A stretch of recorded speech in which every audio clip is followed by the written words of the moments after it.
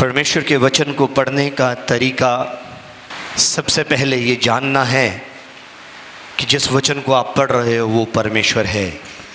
To know that the very word that you're reading is God. The word for that is John chapter 1 verse 1. जो वचन उसके लिए है वो है यूहन्ना उसका पहला अध्याय और उसका पहले पद.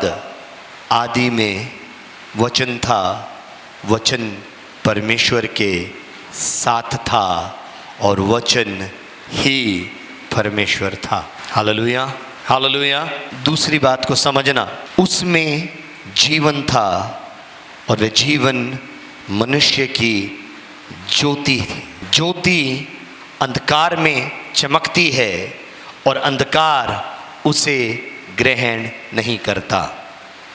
जब आप वचन को पढ़ रहे होते हैं वो वचन आपके अंदर के अंधकार को प्रकट करता है. वो वचन किसी और के लिए नहीं है, वो वचन सर्वप्रथम आपके लिए है. जब आप वचन को खोलते हैं और आपको वचन जब आपके हृदय पे चोट पहुंचाता है, हालेलुया, तो वो आपके अंधकार को प्रकट कर रहा है और वो अंधकार उस वचन को ग्रहण नहीं कर पाएगा क्योंकि उस वचन के अंदर ज्योति है और ज्योति को अंधकार ग्रहण नहीं करता. ये शैतान की बात नहीं हो रही है, ये आपके अंदर के अंधकार की बात हो रही है. Any time that you don't receive the word is because of the darkness that is in you. Are you listening to me? जिस वचन को आप ग्रहण नहीं कर पा रहे हैं वो इस वजह से है क्योंकि आपके अंदर वो अंधकार है और वो प्रकाश उस अंधकार की ओर इशारा कर रहा है. और अब जब उस उजाले ने, उस प्रकाश ने, उस ज्योति ने आपके अंदर के अंधकार को पहचाना है तो आपको अपने जीवन के उस क्षेत्र को, उस हिस्से को समर्पित करना होगा, सरेंडर करना होगा. जब तक आप अपने जीवन के उस क्षेत्र को, उस हिस्से को सरेंडर नहीं करोगे आप अंधकार पर जय नहीं प्राप्त कर पाओगे. और सरेंडर किसको करना है? क्योंकि आप जीत नहीं सकते, आपको अपने जीवन के उस क्षेत्र को परमेश्वर को सरेंडर करना है. हालेलुया. प्रभु मैं असमर्थ हूं, मैं कोशिश कर रहा हूं प्रभु, मैं प्रयास कर रहा हूं परंतु मैं हार जाता हूं. मैं चलने की कोशिश करता हूं, मैं गिर जाता हूं. प्रभु दया करो. तब परमेश्वर की सामर्थ, हालेलुया, आपकी निर्बलताओं में सिद्ध होना शुरू हो जाएगी. If you need strength, you need to identify your weakness. Are you listening to me? अगर आप को सामर्थ चाहिए तो आपको अपने जीवन की कमजोरी को पहचानना होगा. जब तक आप अपने जीवन की कमजोरी को नहीं पहचानोगे परमेश्वर की सामर्थ आपकी निर्बलताओं में सिद्ध नहीं हो पाएगी.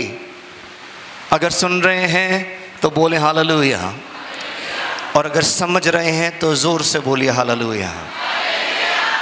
Once you have identified your weakness, now surrender it to the Lord and allow the strength of the Lord to manifest in your weakness. This is not a formula, but this is a principle.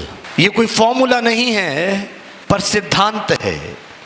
और जब आप परमेश्वर के सिद्धांतों का अनुकरण करते हैं तो परमेश्वर की सामर्थ आपको सामर्थी बना देती है. हालेलुया.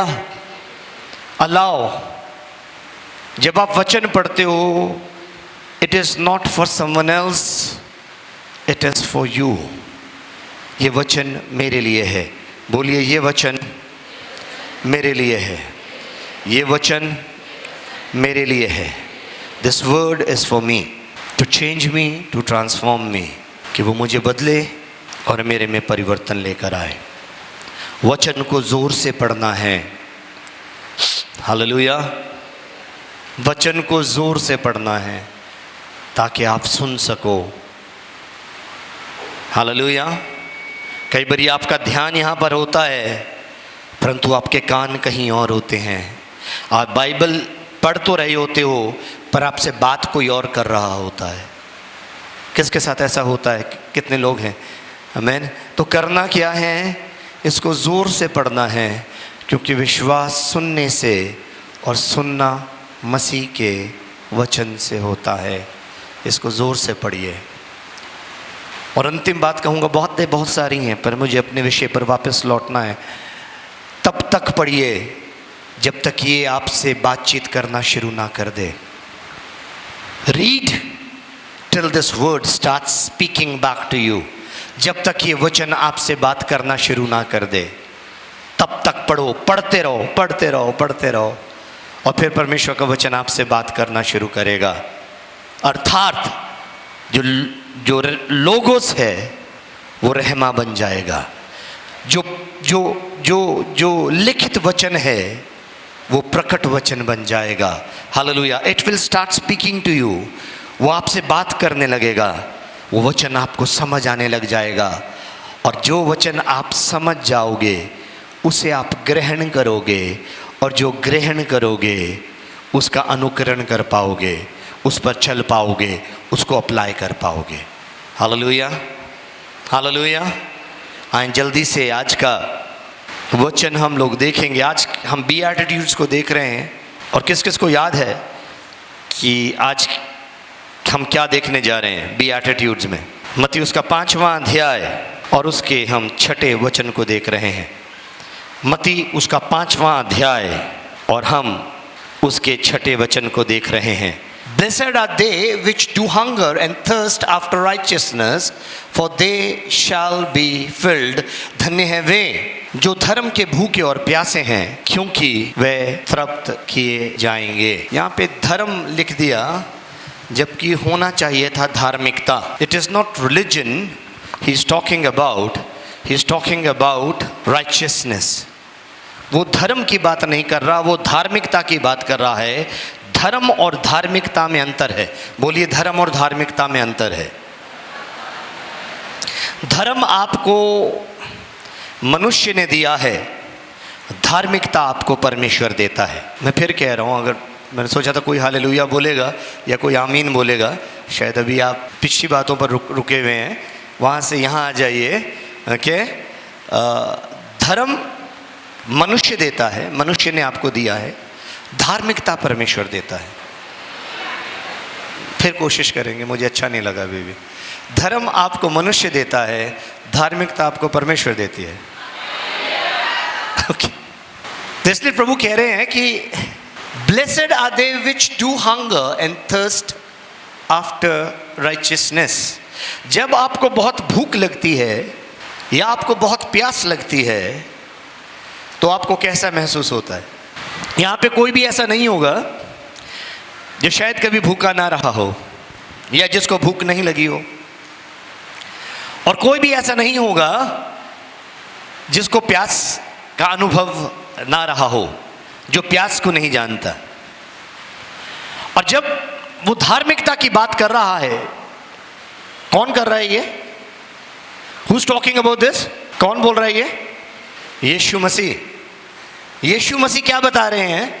प्रभु यीशु मसीह बता रहे हैं कि धन्य है वे जो धर्म के भूखे और धर्म के या धार्मिकता के। धर्म तो आपको लड़ना सिखाएगा, काटो मारो, है ना। धार्मिकता बताएगी माफ करो। हालेलुया। धार्मिकता बताएगी अपने शत्रुओं को अपने समान प्रेम करो। धार्मिकता बताएगी कि परमेश्वर ने जगत से ऐसा प्रेम किया कि अपना इकलौता पुत्र दे दिया। हालेलुया। धर्म बताएगा कि हम सबसे अच्छे हैं, हम सबसे प्राचीन हैं, हम सनातन हैं, हम सनातन से हैं, हम ऐसे हैं, हम वैसे हैं। हालेलुया। धर्म आपको लड़ना सिखाएगा, धार्मिकता आपको बचाना सिखाएगी। और प्रभु का वचन क्या कह रहा है? प्रभु का वचन कह रहा है, धन्य है वे जो धर्म के नहीं धार्मिकता के भूखे और प्यासे हैं। और प्रभु जी ने जब ये बात कही तो उसके 5वें अध्याय के 20वें पद में उसकी एक्सपेक्टेशन क्या है वो समझने की कोशिश करते हैं। 5 का 20 क्या कह रहे हैं? क्योंकि मैं तुमसे कहता हूँ कि यदि तुम्हारी धार्मिकता शास्त्रियों और फरीसियों की धार्मिकता से बढ़कर ना हो तो तुम स्वर्ग के राज्य में कभी प्रवेश करने ना पाओगे। Let's break this, है ना। प्रभु जी ने छठे पद में बताया कि धन्य हो तुम जो धर्म के भूखे और प्यासे हो, क्योंकि तृप्त किए जाओगे। और 20वें पद में भी उसकी व्याख्या कर रहा है और वो कह रहा है क्योंकि मैं तुमसे कहता हूं कि यदि तुम्हारी धार्मिकता शास्त्री और फरीसियों की धार्मिकता से बढ़कर ना हो जाए तो तुम स्वर्ग के राज्य में कभी प्रवेश नहीं कर पाओगे। So what is he trying to say? कि आपकी धार्मिकता का जो एग्जाम्पल है वो कौन है या वो क्या है? जिन लोगों से वो बात कर रहा है उनके रोल मॉडल्स कौन है? आप समझ रहे हैं? When he is talking to the crowd, he is speaking to the crowd who are Jews, जो यहूदी हैं, और उन यहूदियों का जो जो उनके रोल मॉडल्स कौन होंगे?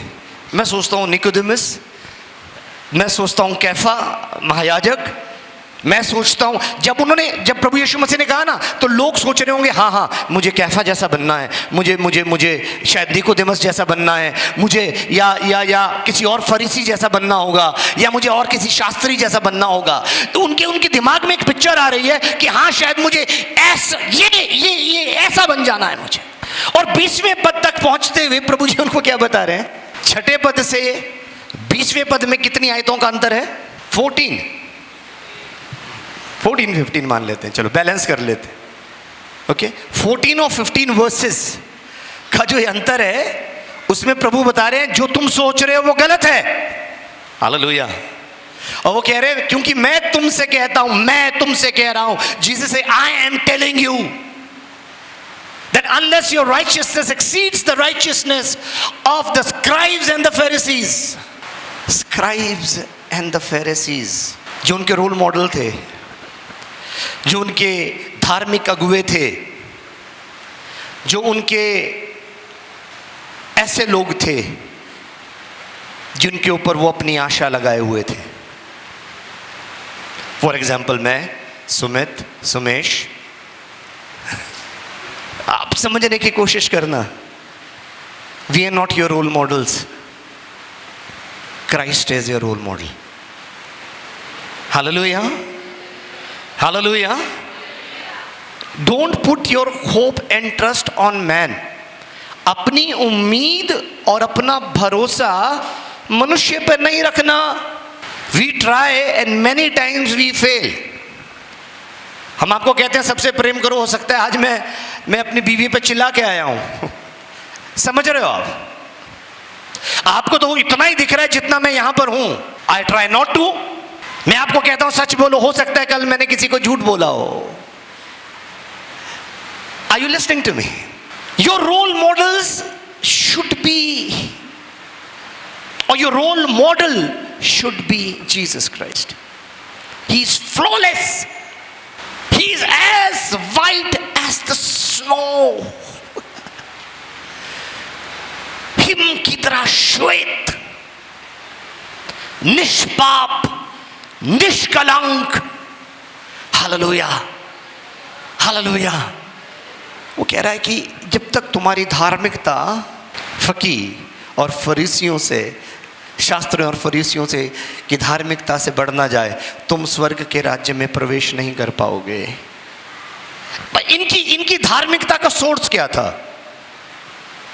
जो शास्त्री और फरीसी थे, इनकी धार्मिकता का सोर्स क्या था?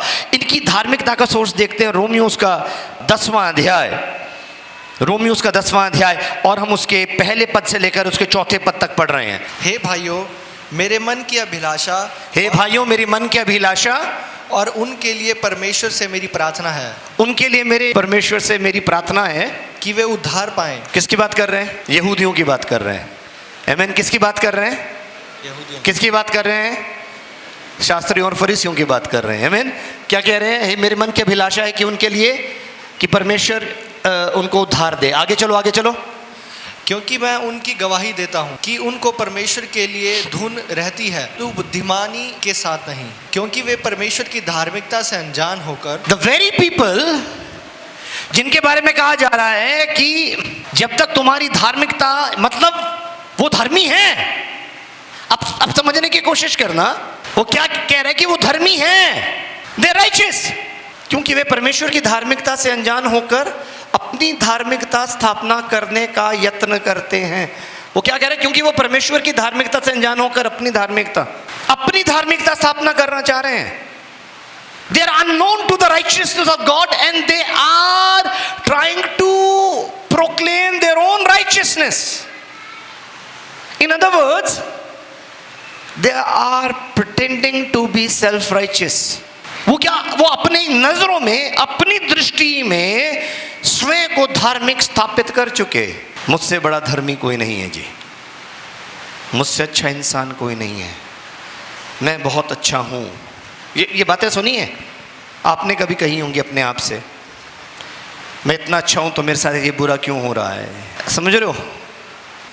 क्योंकि वे परमेश्वर की धार्मिकता से अनजान होकर अपनी धार्मिकता स्थापना करने का यत्न करते हैं, परमेश्वर की धार्मिकता के अधीन ना हुए। दे डिड नॉट सरेंडर और submit to the righteousness of God.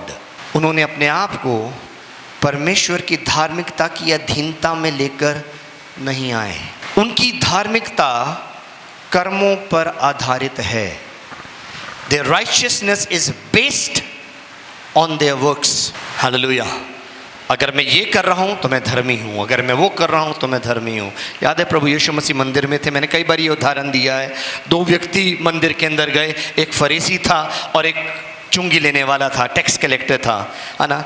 जो फरीसी था वो जाकर क्या कह रहा है? मैं दशमांश देता हूँ, मैं उपवास रखता हूँ, मैं उसकी धार्मिकता वो गिना रहा है कि वो क्यों परमेश्वर उसको धार्मिक समझे, क्यों उसको परमेश्वर धर्मी समझे, क्योंकि वह क्या करता है? वो दशमांश देता है, भेंट देता है, उपवास रखता है, दान करता है, दान पुण्य करता। पर वो कह रहा है वो उसके धर्म के काम गिना रहा है।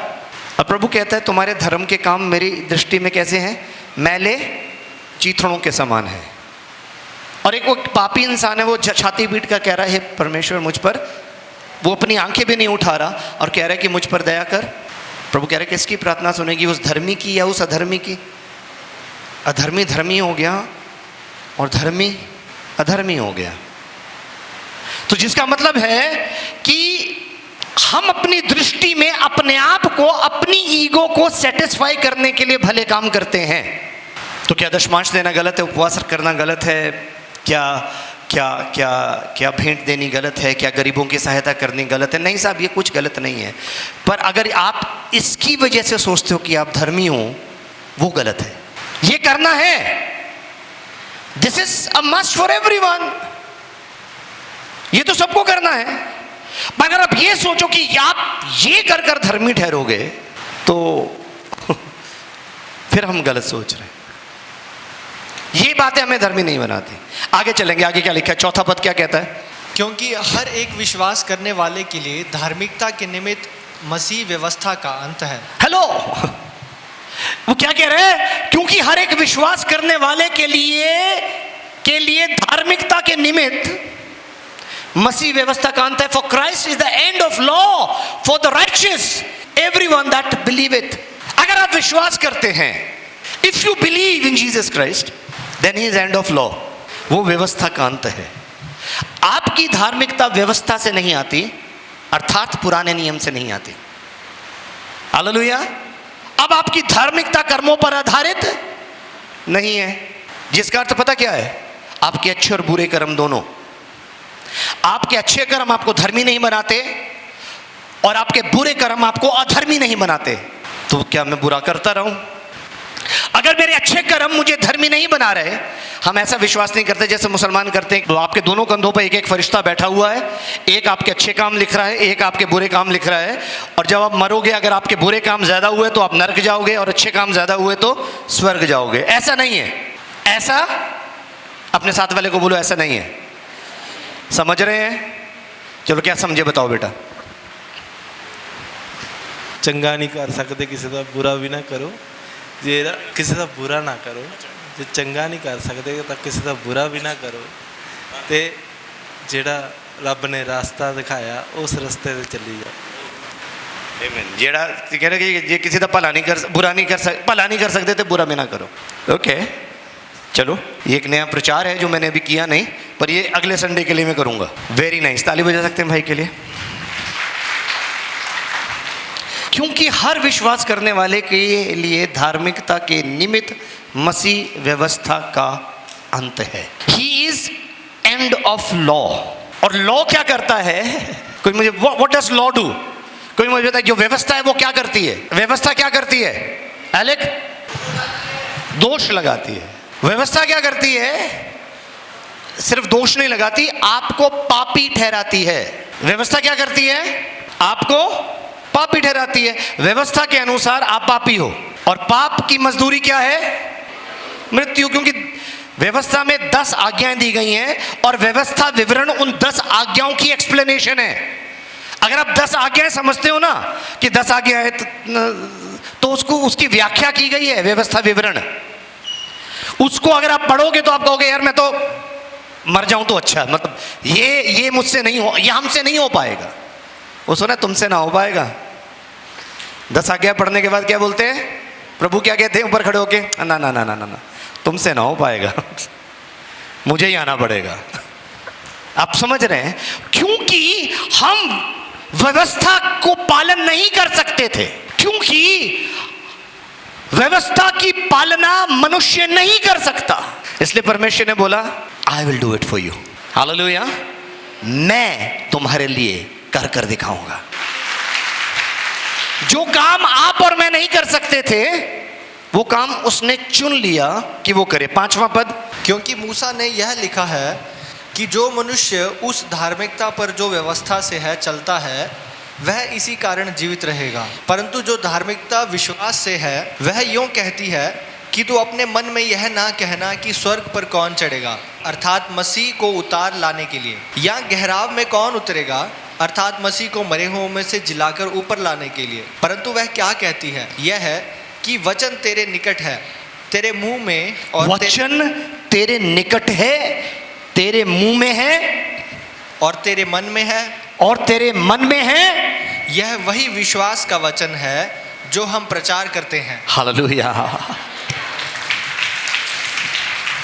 ये वो विश्वास का वचन, ये धार्मिकता विश्वास से और विश्वास करने वालों के लिए है। This righteousness is for the people who believe, who have faith and who live by faith। एक और वचन देखेंगे, दूसरा कुरिन्थियों उसका 5वां अध्याय और उसका 21वां पद। दूसरा कुरिन्थियों, 2 Corinthians chapter 5 verse 21। जो पाप से अज्ञात था उसी को उसने हमारे लिए पाप ठहराया। कैसे? जो पाप से अज्ञात था, जो पाप से अनजान था, for he hath made him to be sin for us who knew no sin। Oh, the one who fulfilled the law। Hallelujah. जिसने व्यवस्था को पूरा किया।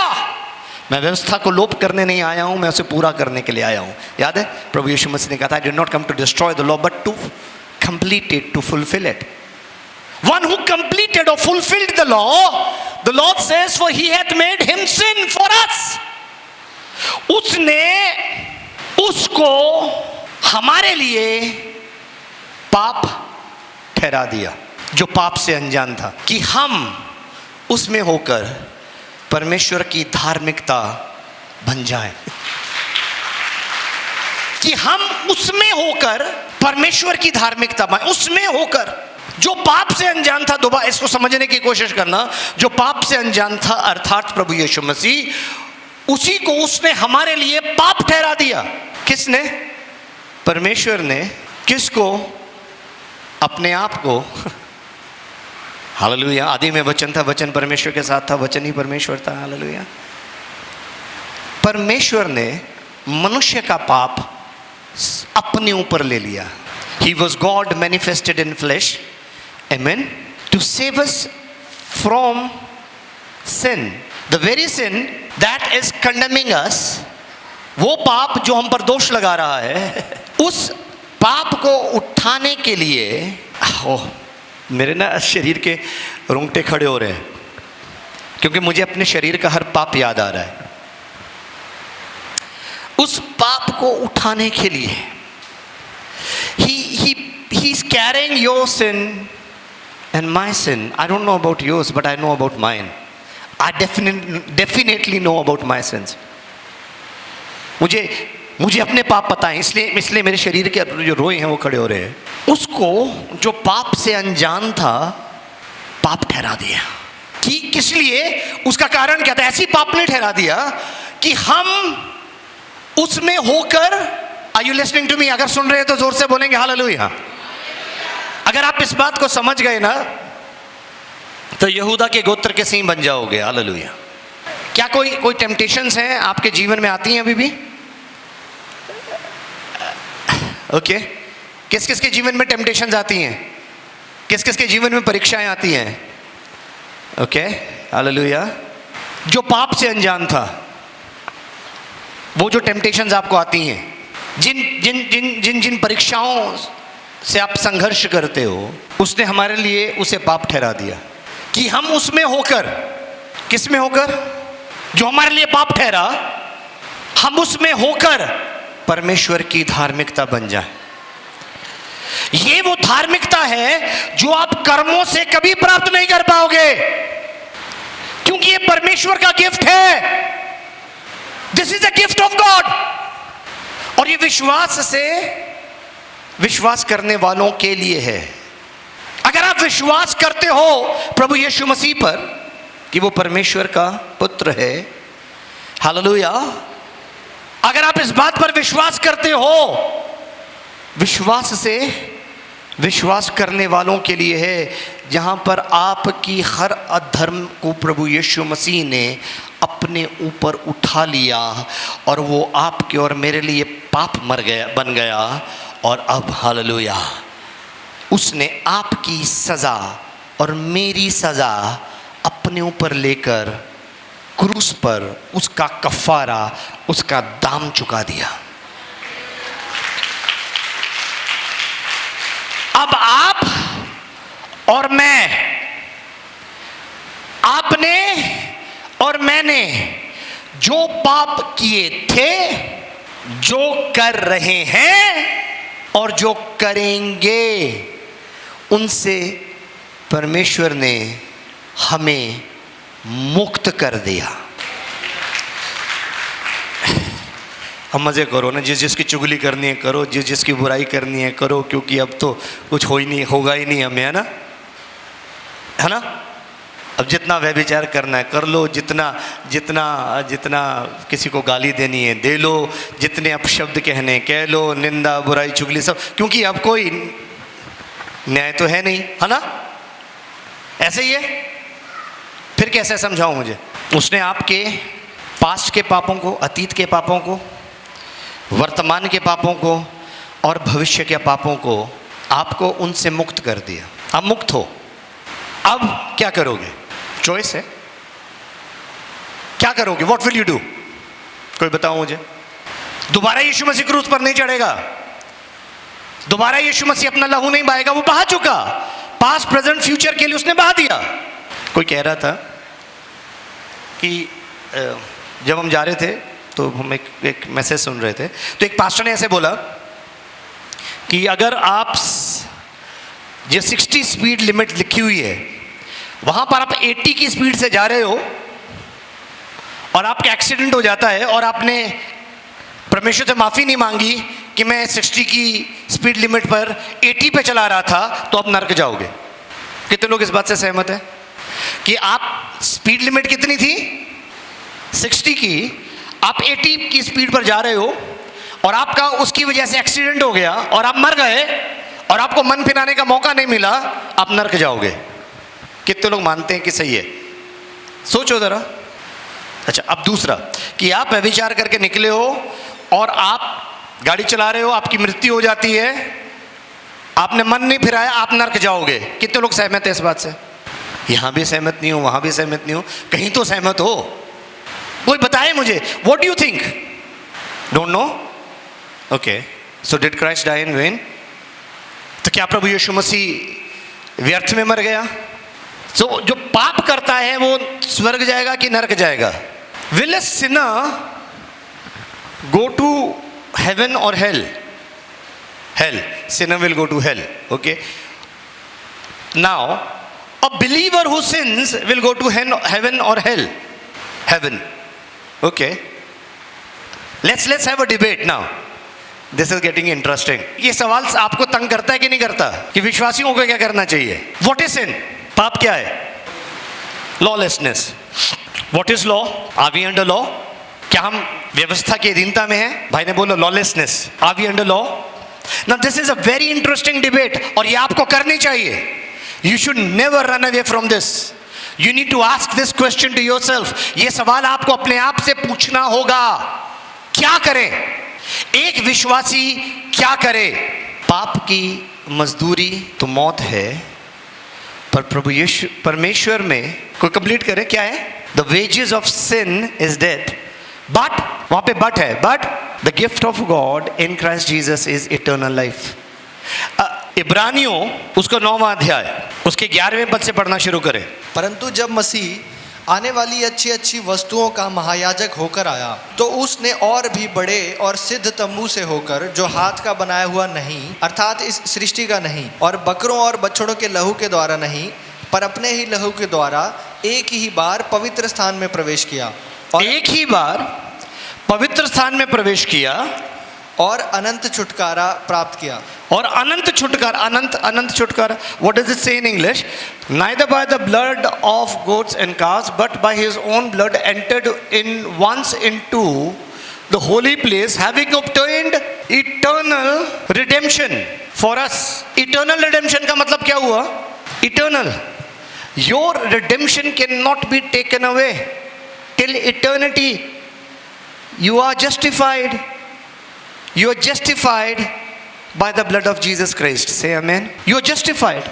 God counts you righteous not because of the things that you do. Now listen to me. परमेश्वर आपको धर्मी इसलिए नहीं देखता कि जो काम आप करते हो.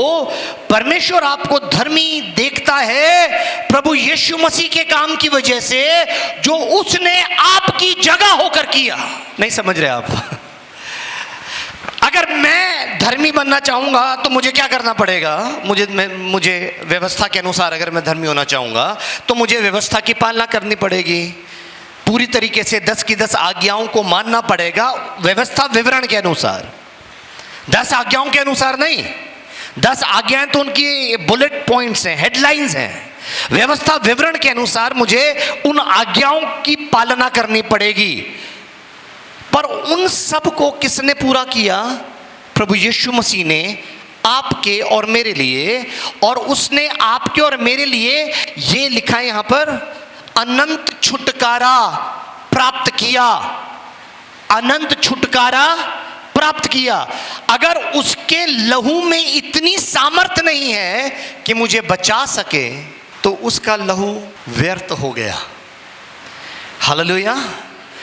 अब बार बार जाकर सोचो, आप और मैं पाप करते और मन फिराते, पाप करते मन फिराते, तो क्या प्रभु यीशु मसीह दौड़कर फिर जाता अपना लहू लेके उस अनुग्रह के सिंहासन के ऊपर उंडेलने? नहीं नहीं नहीं नहीं. उसने वो काम कर दिया.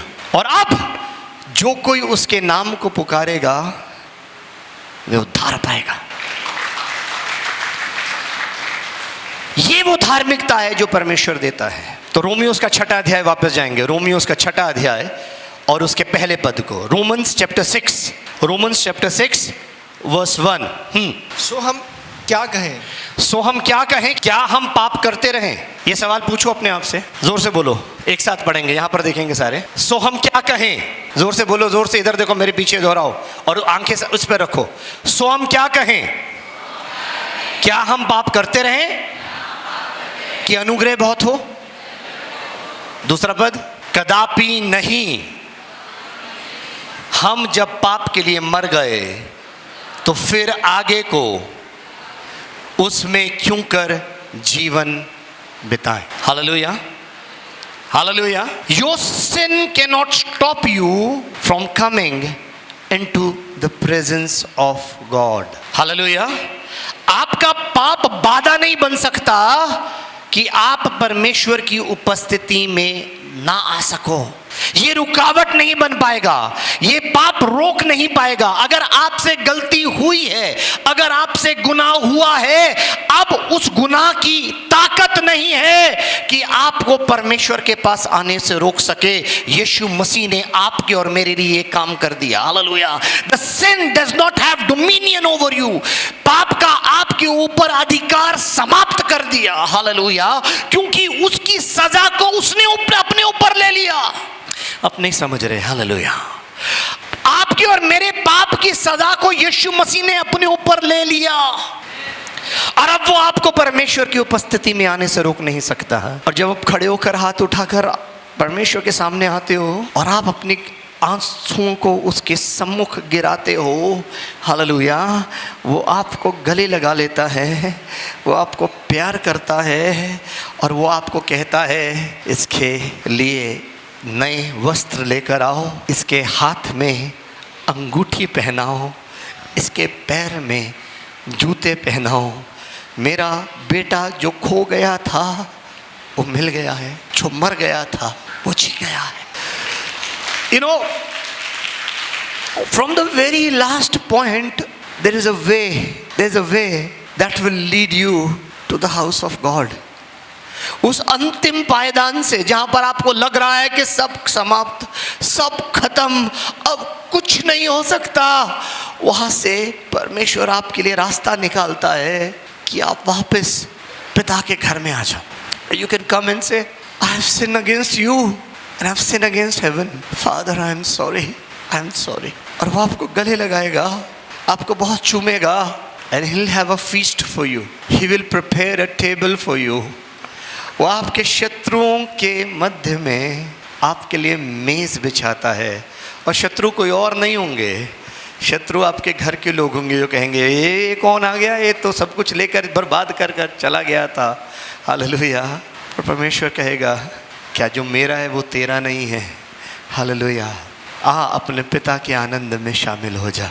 Blessed are you who hunger not after your self righteousness. आपकी सेल्फ राइचियसनेस हमेशा दूसरे को नीचा दिखाती है। The righteousness of God will help you to embrace everyone.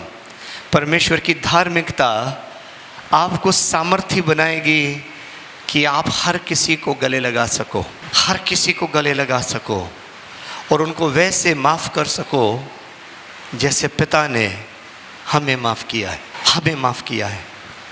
वो धार्मिकता जो यीशु मसीह आपको और मुझको देता है, हालेलुया, वो धार्मिकता लहू में सनी हुई है।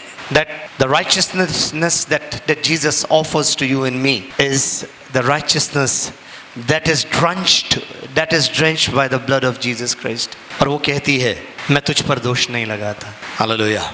मैं तुझ पर दोष नहीं लगाता, मैं तुझ पर दोष नहीं लगाता, मैं तुझ पर दोष नहीं लगाता। रोमियो उसका 8वां अध्याय और उसका 32वां पद। रोमियो उसका 8 के 32 से आगे पढ़ना शुरू करेंगे। रोमियो 8:32 से, जिसने अपने निज पुत्र को भी ना रख छोड़ा परंतु उसे हम सब के लिए दे दिया, वह उसके साथ हमें और सब कुछ क्यों ना देगा। परमेश्वर के चुने हुओं पर दोष कौन लगाएगा। परमेश्वर वह है जो उन्हें धर्मी ठहराने वाला है। आपका परमेश्वर आपको धर्मी ठहराता है। You are right in the sight of God because of the finished work of Christ on the cross। क्योंकि प्रभु यीशु मसीह ने आपके और मेरे लिए क्रूस पर उस काम को मुकम्मल कर दिया। It is a complete work of salvation। वो कुछ अधूरा नहीं छोड़ा। हालेलुया। कुछ अधूरा नहीं छोड़ा। हालेलुया। और यीशु मसीह मुर्दों में से जी उठा इस बात को साबित करने के लिए कि आप और मैं परमेश्वर की दृष्टि में धर्मी हैं। आप और मैं जो परमेश्वर पर विश्वास करते हैं वो उसकी दृष्टि में धर्मी हैं। और अगर आप इस धार्मिकता के भूखे और प्यासे हो जो यीशु मसीह देता है, तो प्रभु का वचन क्या कहता है, तृप्त किए जाओगे। और अगर उस धार्मिकता के खोजी हो जो व्यवस्था देती है, हमेशा भूखे रहोगे, हमेशा आपको अपने में कमियां नजर आएंगी, हमेशा आपको दूसरों में कमियां नजर आएंगी, हमेशा या तो आप दूसरों को अपने से बेहतर समझोगे या अपने आप को और छोटा समझोगे। हालेलुया। परमेश्वर कहता है मैंने तुम्हें धर्मी ठहरा दिया। You are righteous, you are righteous because of me, not because of the things that you have done, because of me, because of me, because of me. May God bless you all. Thank you so much.